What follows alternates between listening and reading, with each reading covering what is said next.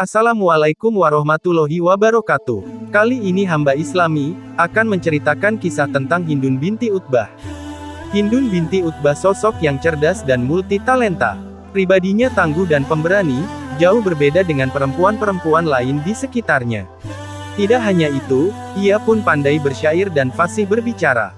Sebagai orator ulung, ia bahkan didapuk sebagai pengobar semangat perang dari kaum Quraisy. Keterlibatannya dalam perang sendiri bukan terjadi secara spontan. Hal tersebut dilatar belakangi oleh dendam akan kematian anggota keluarganya pada perang Badar. Dalam peperangan yang berlangsung sangat sengit itu, kaum musyrikin yang terpukul harus kocar-kacir menghadapi kekuatan kaum muslimin. Merasa tak berdaya, mereka akhirnya melarikan diri dari medan perang. Di satu sisi, kekalahan mereka menelan banyak korban. Sekitar 70 orang Quraisy tewas, dan 70 lainnya ditawan. Di antara korban yang meregang nyawa adalah Utbah, Syaibah, dan Walid bin Utbah.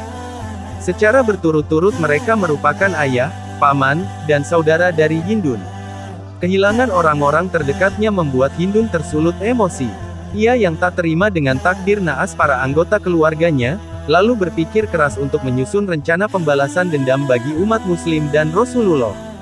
Siang malam, ia memutar otak agar dapat menemukan cara terbaik untuk dapat membalaskan kematian orang-orang yang ia sayangi. Terbunuhnya paman Nabi. Hingga suatu hari, seorang hamba sahaya bernama Wahsy dihadapkan pada Hindun.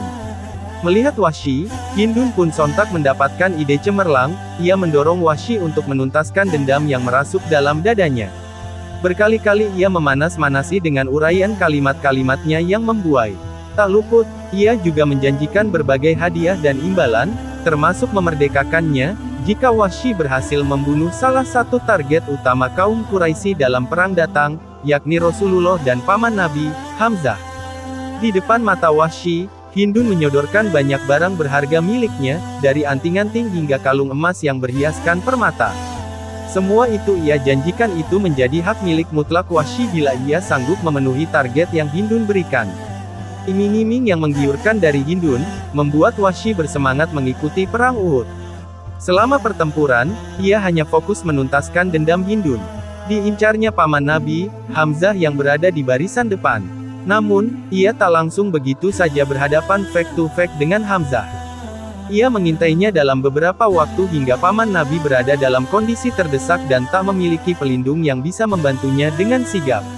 Ketika melihat Hamzah yang agak lengah, Wahsy dengan sergap menghantamkan tombaknya ke badan paman Nabi. Akibat serangan tersebut, Hamzah bin Abdul Muthalib pun tak kuasa melawan. Ia yang berusaha berjalan mendekati Wahsy, justru rubuh dan meninggal seketika. Lalu Hindun memotong hati Hamzah dan mengunyahnya sebelum meludahkan sisa-sisa kejayaan di medan perang. Kemudian dia memanjat sebuah batu dan menjerit sekuat-kuatnya. Kematian paman Nabi pun disikapi dengan sukacita oleh kaum Quraisy. Mereka sangat berbahagia karena telah memukul telak umat muslim. Kesenangan tak terkira itu juga menghampiri Hindun. Ia merasa telah melampiaskan dendam atas kematian keluarganya. Usai menjadi bagian dari kemenangan kaum Quraisy, Hindun tak langsung berpuas hati. Dalam beberapa waktu berikutnya, ia masih saja mengobarkan narasi kebencian kepada Islam.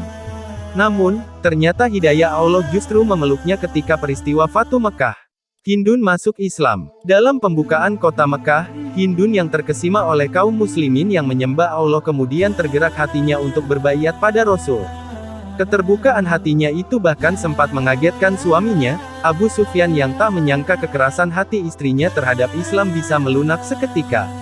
Mendengar keterkejutan suaminya, Hindun membalas, "Demi Allah, sungguh aku belum pernah melihat Allah disembah dengan sebenar-benarnya di masjid ini selain pada malam tadi. Demi Allah, mereka tidak bermalam di dalamnya, melainkan dengan mengerjakan sholat seraya berdiri, ruku, dan sujud." Setelah memeluk Islam dan berbaiat kepada Rasul, Hindun menjadi muslimah yang ahli ibadah. Tak tampak lagi pribadinya yang memusuhi Islam. Hidupnya menjadi terang ketika sholat dan puasa menjadi kebiasaan baru yang ia senangi untuk dikerjakan. Sepanjang hidupnya hingga wafat, ia terus memegang janji dan tiap isi baiatnya kepada Nabi. Bahkan dalam perang Yarmuk, Hindun mampu memaksimalkan kecerdasannya berorasi untuk memotivasi tentara muslim yang hampir menyerah melawan pasukan Romawi. Melihat beberapa orang yang terdesak mundur, ia tak segan untuk berteriak lantang kepada mereka, "Kalian mau lari kemana? Kalian melarikan diri dari apa? Apakah dari Allah dan surganya? Sungguh, Allah melihat yang kalian lakukan." Melihat ketegasannya dalam mendorong daya juang umat Islam, tentu kita tak pernah menyangka bahwa sebelumnya ia pernah berada di posisi sebaliknya. Ia yang dulunya mencaci maki Islam dan Rasul, justru berbalik memperjuangkan agama Allah dengan sekuat tenaga.